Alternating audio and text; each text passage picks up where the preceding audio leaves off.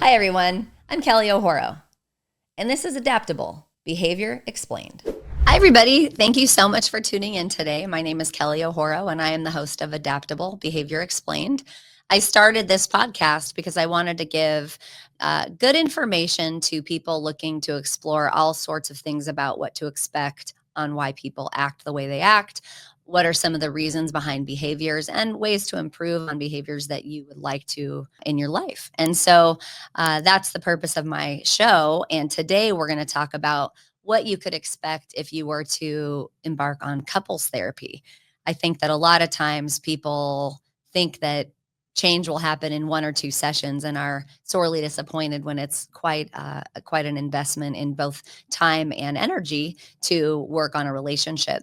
And I'm really excited to have with me today Justine Bond, a colleague and friend, and she's a licensed marriage and family therapist. She is a certified EMDR therapist, an approved consultant, and she's an EFT couples therapist and mentor. So Justine, introduce yourself and tell us why you wanted to do this episode with me.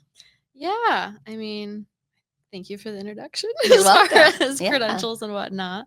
But I think it's important to talk about expectations around couples therapy because a lot of people just come in with misconceptions and are genuinely just curious about like how the process works, kind of what they're signing up for, how long it takes.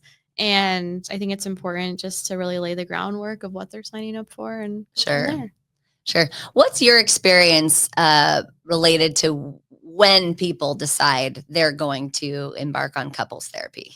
Yeah, it's hard. They taught us in grad school during our couples therapy class. Unfortunately, most couples come as kind of like that last check mark ditch effort, and that's hard. It's hard to come back from that, but I think if couples aren't coming in from that place, they're coming in knowing, hey, we have this issue and we want to address it before it does get worse. And those are the couples that often fare the best with EFT couples therapy, and then we can almost work through some of those patterns before they get really cemented, almost and thick in their cycle. Right.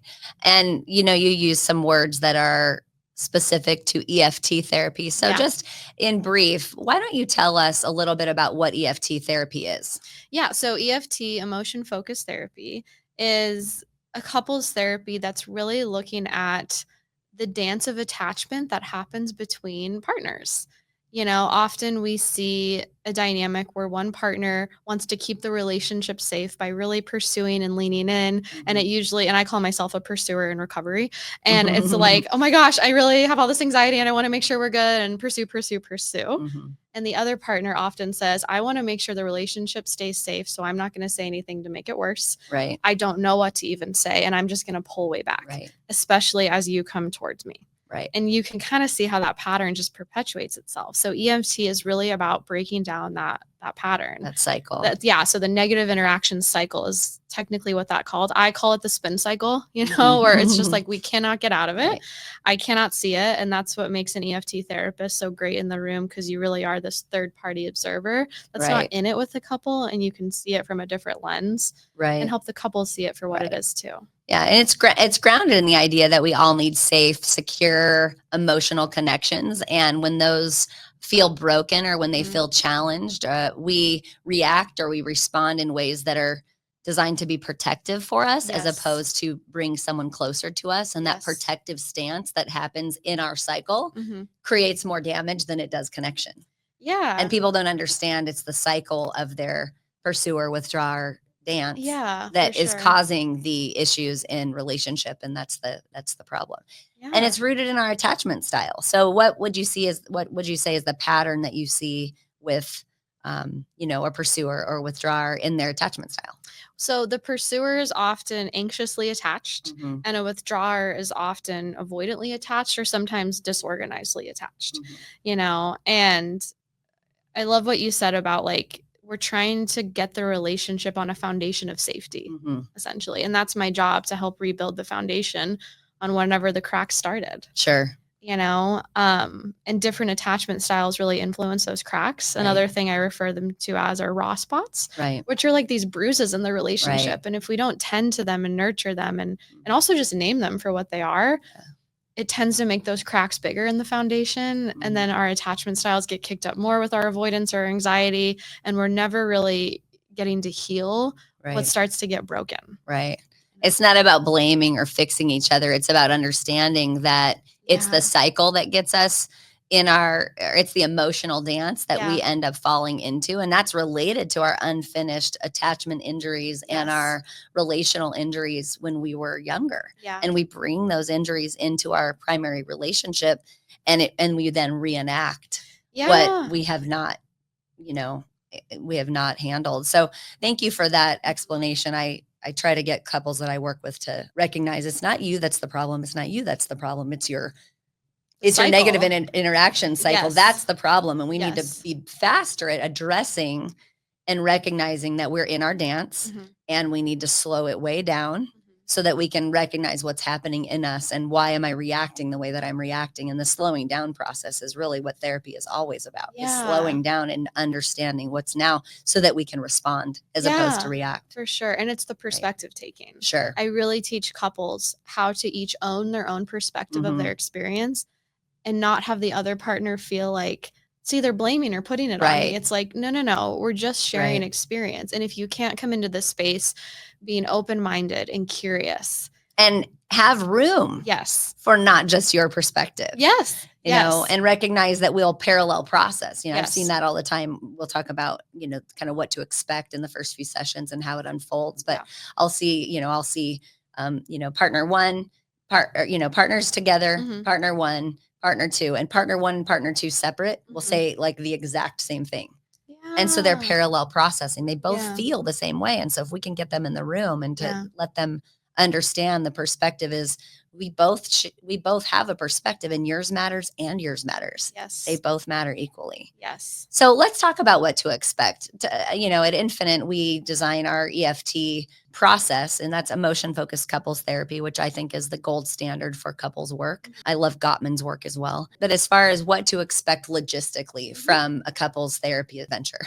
The first session is the intake session, and you're really trying to understand the relationship. You're assessing relationship patterns, their history, why they're even coming into therapy. Their struggles. Yes, their struggles, all of that. And then after that, I meet with each partner individually. And is that common in other places? Is it like the couple together and then individual one and individual two? Do you typically see that other places? It's really a keynote feature of EFT couples therapy. And that's really how Sue Johnson, the founder of couples therapy or EFT therapy, really designed it, because in those breakout sessions, that's where you're really digging into the attachment history of each person. And you really want to give them space and time to explore that. And also I call it a little bit of rapport and trust building with me when they're not in the face of the other partner. And our partner triggers us more than anybody else in our lives.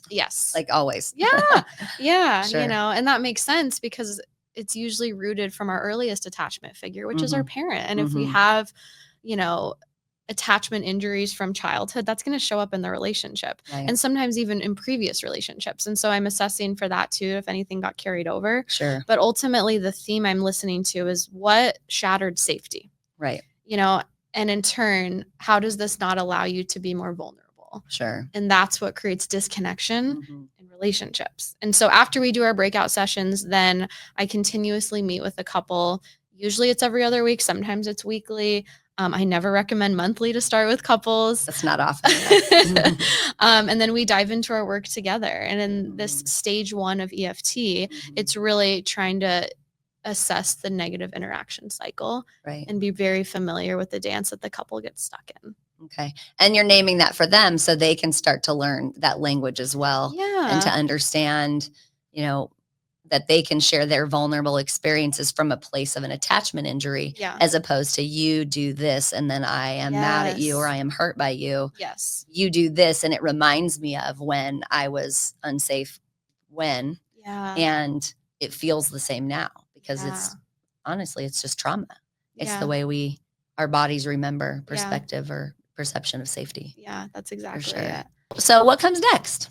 So as we're working through the cycle together, what I want couples to get familiar with is it doesn't matter what the thing is we talk about, it's how we talk about it.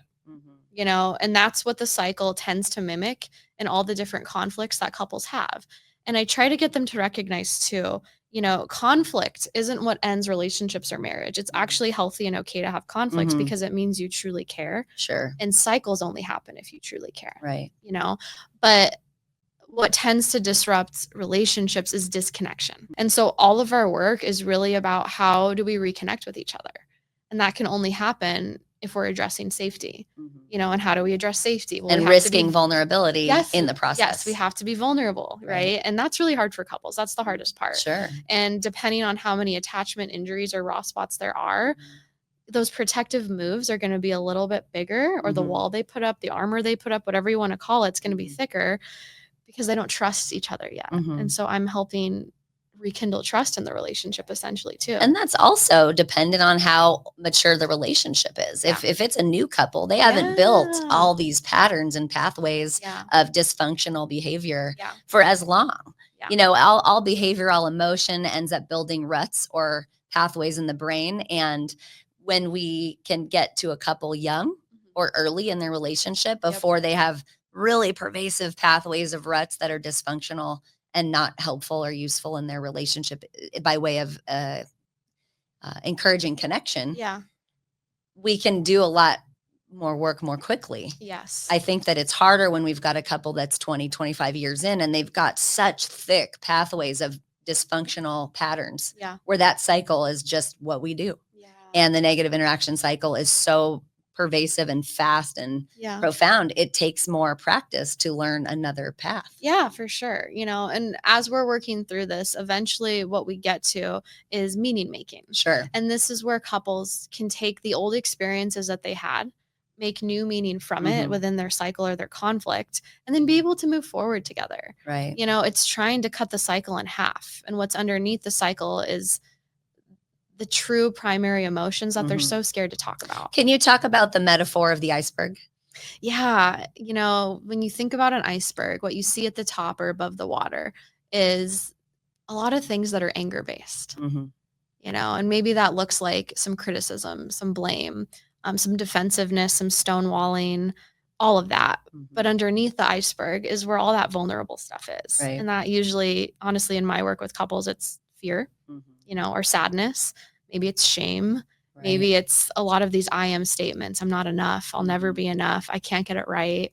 All of that. That's the stuff we're not fully accessing. And that's what I help couples really see.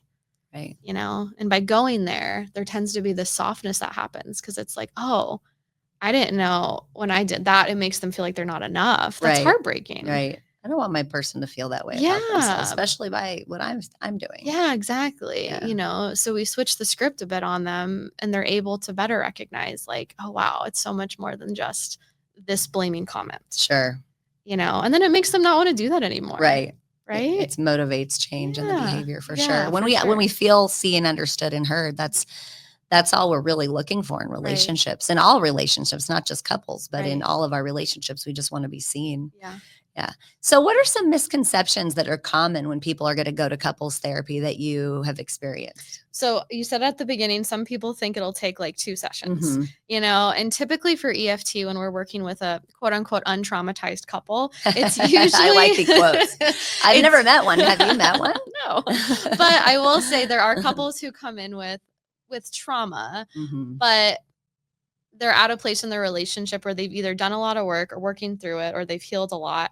And I'll see those couples for about 10 to 12 sessions, but for most of my couples, it's an ongoing adventure or journey.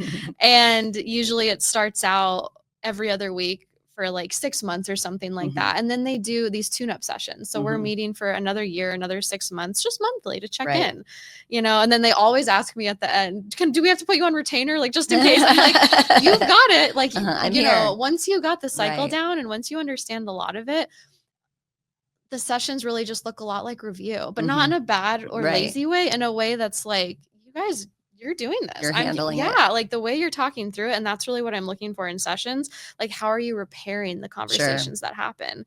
And when they can do that, I really tell them, like, this is hard, but you've also got it. And I'll still be here if you need me, but you've really been doing this your own way. Right. You've got it. You have the tools. Yeah. So I know that another misconception is about people thinking that a therapist is taking sides or has Yes. bias or preference towards another That is a good one. one of the members of the couple. So Yeah. talk about that one. Yeah. So when a couple comes in, I often tell them this, part of this process at times is going to feel like I'm putting one of you in the hot seat, essentially. Mhm. It's not that I'm picking on you. It's not that I'm taking sides. And it's not that I think one of you's the bad guy. Mhm. It's about deepening the process. Mhm. Often if you come in here with anger, I have to get underneath that. Right. One, so I can hear what's truly going on for you, but also so your partner can hear Sure. a softer, more underlying approach. Mhm. And that might take some digging and staying with one of those partners in that way. And oftentimes the partner that is angrier gets more of our attention at first. They do. Because if they're not softening, we aren't going to get much done. Yeah, And exactly. so sometimes I'll have people like, it feels like you've been working with him for so many sessions straight. Yep. And I'm like, I have. And Yeah. I'm sorry that feels unfair. Yeah. If we don't get that to soften and get underneath that anger, we're not Yeah. gonna get in there to the meat of it. And so we have to address that first. Yeah. And often if one partner For your safety. Yeah, Right. right. And if they're angry, they're not in a place to be curious Right. and open. And just like I said, that's really what makes the couples therapy process work Right. the best is when you're curious and open. Right. And so, kind of going back to like that being another misconception. No, my job really is, I often say the relationship is my client. Right. It is. I'm looking out for both sides. I'm going to call things if I see it because Mhm. that's a big part of the Sure. EFT process, Right. And using myself in that way. But it's again, not that I'm picking sides or Mhm. trying to make one person feel like they're the problem. So yeah, I really try to talk a lot about that up front. Right. And I still get pushback of like, it feels like you've been sitting with me for a while on this. I'm like, I know. Stay with me though. Mhm. Really stay with me. And I try to embody a pretty warm, nurturing approach as I do that. So I never also make it feel like I'm Sure. putting you in the hot seat and I'm just Right. on you. Right. And I think that's important for an EFT therapist too, to like model that energy. I think that another, expectation when people join couples therapy or start couples therapy, or a fear can be that you're going to just dredge up too much pain. It's going to be too painful. I don't want to go there. I'm just going to let well enough be, Yeah. or, go along and get along where we are because it's not that bad. Yeah. And so what would you say to someone who has that concern? Yeah. Sometimes it happens, but I also tell couples this, like it's there anyways. Yes. And so, yes, you do have a choice, but this is just like individual therapy. Mhm. People come in and I'm like, this is your choice. And this work is so hard. It's a lot easier to put the blinders on or not have to Take look your head at under it. the rug out there. Yes, I get it, Mhm. but also you're here because you do want this to be better. And Right. sometimes it gets a little bit worse to get better. And that's just part of this process.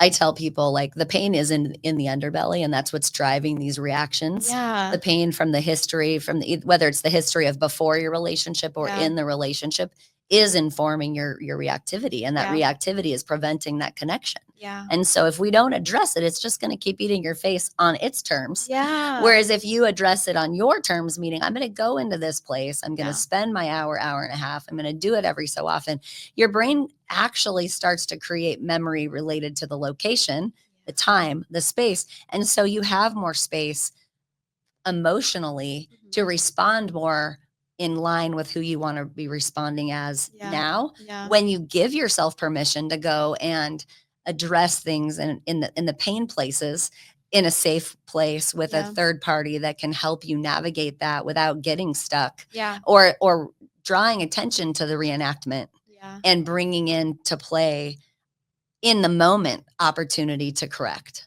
those corrective experiences, which is what we do, right? Is we go, hey, can we try that again and do it this way? Yeah. And then we create additional memory for the healing process. And then that's what you're saying is after they have gotten so far with those repairs and the practice in the reenactments and the cycle in your office, they can then manage and navigate the conflict, the repair, the circling back more effectively on their own, which is what it's about. It's not about not having conflict. It's about repairing faster so we can be back in connection. Yeah. And I think I love that you said that because some people also say, well, it seems like every time we come here, now we're in a fight again or something's happening, Yeah. And I'm like, well, here's the thing.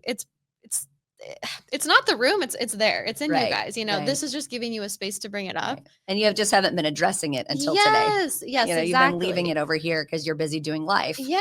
And then here I'm like, hey, where are your, Yeah, tell hot me about spots the or raw things, spots? What's right? really bugging you? That's exactly Right. it. But I think one partner always feels a bit snubbed, if you will, because Mhm. it's like, well, they didn't bring this up with me. It's Right. like, well, I'm also helping you guys navigate what it looks like to bring things up with each other. Right. So we're going to practice it in here until we can do it out there. But it Right. doesn't mean this room is bringing the stuff up. Right. You know, It's not, I'm not doing this to you. Yeah. Therapy is not making these things here. We're just highlighting what Yeah. you were not paying attention to. Pretty And much. you're saying, I want to do that so that it doesn't destroy our relationship. Yeah. And so 100%. it's important. So what does healing look like as people work through their wounds and their relationships? Yeah. So often they come in and there's not much to check in with almost anymore. You know, it's like, so tell me about the last 2 weeks or last month or whatnot. And they're telling me like, we've had a few things, but like, it wasn't as bad. You know, like the conflict wasn't as long or Right. severe or as intense and escalated, Right. you know? And I always ask, well, so there was conflict. So tell me how you handled it. Right. You know, and when they can walk Like me a debrief. through, yes, Right. when they can walk me through exactly like what the trigger was, the emotions they felt, what was underneath those emotions on a deeper level, how they brought that up to each other, that tells me you're in pretty good shape. Right. You know, and then the meaning making part, when they can say, I'm getting it now that when I don't take out the trash, it just makes her feel like, you know, everything's on her. Right. You know, and then I don't care about her. And that I don't care about her. Right. Right. And so I'm recognizing now, you know, those things are important and I'm trying to like really do my part in that way. Right. And she can also reflect. And I've just appreciated that so much. Sure. You know, because I also see how much you do care about me. And it makes the conflict not feel as big because these other things around Right. are like supporting it almost, you know, and they're feeling more connected. It's creating those new emotional experiences that can now create pathways of, I can trust that my partner will help me to feel safe when. Yeah, exactly. I can bring things to their attention and they're going to respond in a caring way as opposed to a critical or judgmental or defensive way. Yeah, for sure. And they can hear that I have an emotional perspective. And even if they're not meaning for me to feel that way, they are hearing the underlying message. Yeah. And wanting to meet, each other in that space. And when couples feel more attuned and connected to each other, conflict just doesn't feel like that big of a deal. Right. There's other things that they know they have in their relationship. And like, what's the point to get into this so much? It's the disconnected ones that just like fester and the little things feel so big when they're just not. I always show that Burning Man picture of the children in the cages of humans, and it's the adults are sitting with their back to one another, and the little kids like on the inside are inside, like really just trying to meet each other. And I just think that picture is such a beautiful illustration of what's happening in all of us when we're in disconnection and we're in conflict and we're not able to, be in connection with one another. And sometimes, when we don't know what to say or we don't know how to handle it, sometimes just a hug or a long embrace can really do so much to bring back a little safety and connection in the relationship. Yeah. For sure. Yeah. I think I do that a lot in this work too, is I get so picky with needs. A lot of people don't know what they need, or they'll say, I need you to be kind. And what does that look like? Exactly. I get so specific. And I think that's a really helpful part within the couples work too for people, because they hear of like, oh, I didn't know that's what kindness meant to you. And I can totally do that. Sure. So it's a twofer. You're helping yourself out to recognize what you need, but now your partner hears it so explicitly. We need color by number. Yes. What matters to me does not matter to you, and vice versa. And I think that's the other thing that I hear in couples a lot. They should know. I shouldn't have to tell them. And I'm like, oh, you certainly do, because you are an adult. And maybe as a child, you should not have had to tell, parent, your mother or your father, you needed more hugs, or you needed them to, put their phones down and pay attention to you. But now as an adult, you must say, hey, can you put your phone down? I'm feeling really disconnected with you from you. And I would like more attuned connection. Like, it is our job to say that's what we need. And I think people struggle with that. Well, I think because they think they don't care about me if I have to ask, and it's like, no, not at all. We just don't know. But the bigger thing is they don't want to risk the rejection. Yeah. What if I say it and they don't care? I know. What if I bring it up and they don't put their phone down? Yeah. Or they don't come home earlier from work, or they don't, clean up the dishes after we eat, even though they've agreed to it. What if they don't? And I think that's where the risk of the vulnerability of repeating themselves or whatever is scary or hard. But I really do think that we are doing the very best we can with what we know, and we're all navigating our own world of pain and stress and, overwhelm. And when our partners make assumptions that we're not, Yeah. that's where we run into problems. Yeah, absolutely. So we do need to know what we need, ask for what we need, and then Yeah. be brave enough to like, take that risk Yeah. and bring it up. So Absolutely. I'm so glad that we're talking about this. I think that so many people, expect change to be so much faster. Yeah. And I also think I make a lot more progress with my couples who are also doing individual work, Yes. because you're in this relationship and it highlights the raw spots in your history that you haven't addressed. But if you can go individually work on those reactions with some EMDR therapy, so that when you're back in your relationship, it doesn't get you so quickly, you have a little bit more time to attune to and address the situation in real time with your partner. Yeah. It goes so much more smoothly. Yeah, I love that. sure. No, couples work, it truly is like a beautiful experience though, because I tell couples too, you're going to learn so much about yourself in this process. Sure. And the grass isn't always greener on the Nope. other side. It's always green where you water it. Yeah.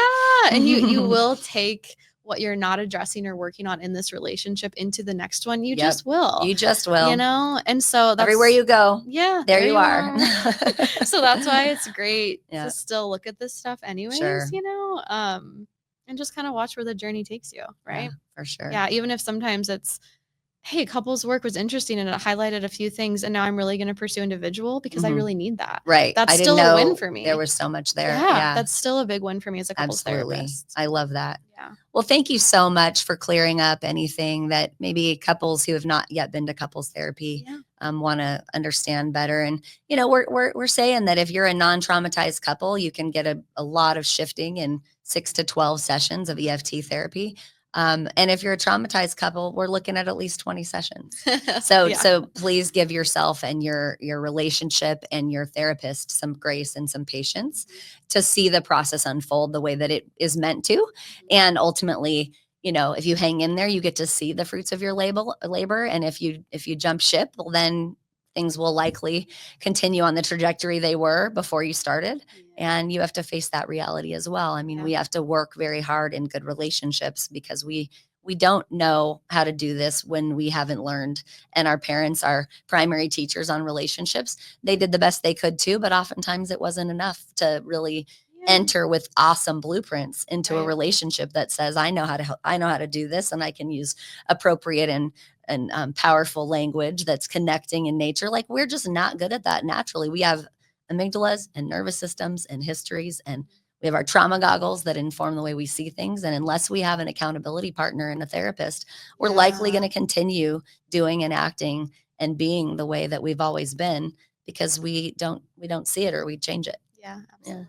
So thank you so much, Of Justine, for course. being on today and for talking about this. And for those of you who are embarking on the couples therapy journey, please stick with it. It will take you some time. If you don't have someone who is skilled or trained in EFT therapy, I recommend exploring that if you're not making the progress that you want to make. It's very important to have someone who's skilled in this area to make progress the way you want. But it is brave, and so go boldly into your journey towards connection and repair, because it will serve you, I assure you, if you stick with it. I very much appreciate my couples therapist, and know that without her, I don't know that my husband and I would have made it. And so we're 26 years now, stronger than we ever could have imagined being.